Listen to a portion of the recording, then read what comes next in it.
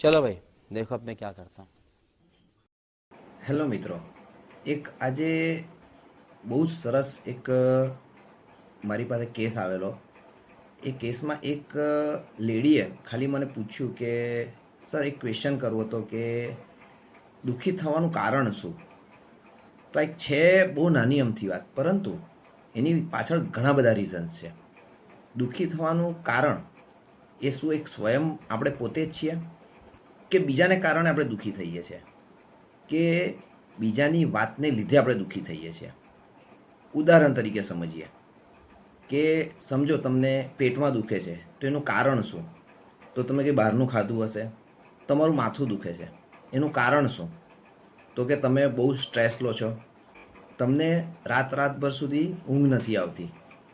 ઘણા બધા એનું કારણ એવું કે છે સર અમારે ઘણા હપ્તા ચૂકવવાના છે, ઘણી લોનો લીધી છે. તો એ કારણ ઊભું કોણે કર્યું. વધારે પડતી સુખ સુવિધા માટે લોન લીધી, ખર્ચા તમારા વધારે છે એના માટે તમે લોન લીધી, એનું કારણ કોણ બન્યું? તમે.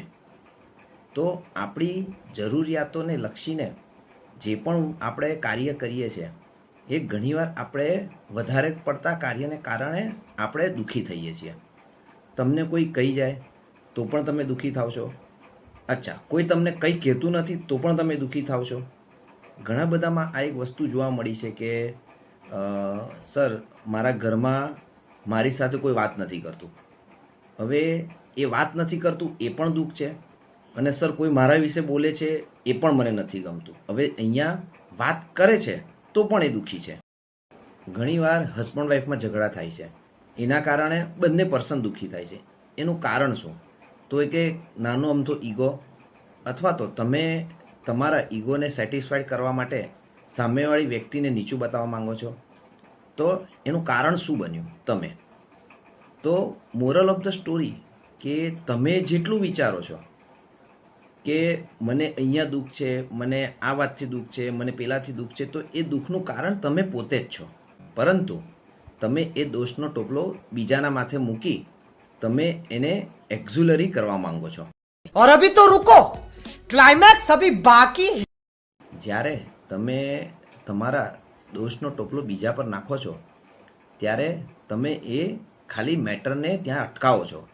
પરંતુ જો તમારે એ વસ્તુનું સમાધાન જોઈતું હોય તો આ એક બે કામ કરો તો એનાથી તમને તમારા દોષનું સમાધાન, અથવા તો તમારી ભૂલ ક્યાં છે, અથવા તો તમે ક્યાં અટવાયા છો અને તમારા દુઃખી થવાનું કારણ શું છે.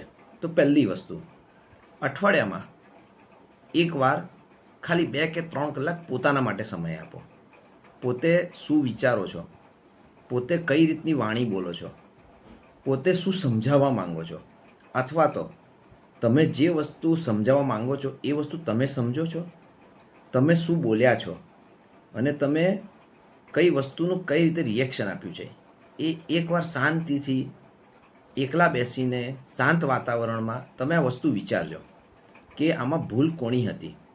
જનરલી મોટા ભાગે 90% ભૂલ આપણી જ હોય છે, અને આપણે એમ કહીએ છીએ કે મને આ વસ્તુથી હું દુઃખી છું, મને પેલા બેન કે પેલા ભાઈને કારણે મને દુઃખ થાય છે, હું મારા રૂટિનમાં દુઃખી છું. તો આવી વસ્તુને એકવાર ખાલી શાંતિથી વિચારજો. બીજી વસ્તુ, જો રોજ સવારે તમને સ્ટ્રેસ અથવા તો સાંજે સૂતા પહેલાં સ્ટ્રેસ થતો ને, તો રાત્રે 10 મિનિટ પ્રાણાયામ અથવા તો રિલેક્સેશનના કમસે કમ એક સેશન કરજો.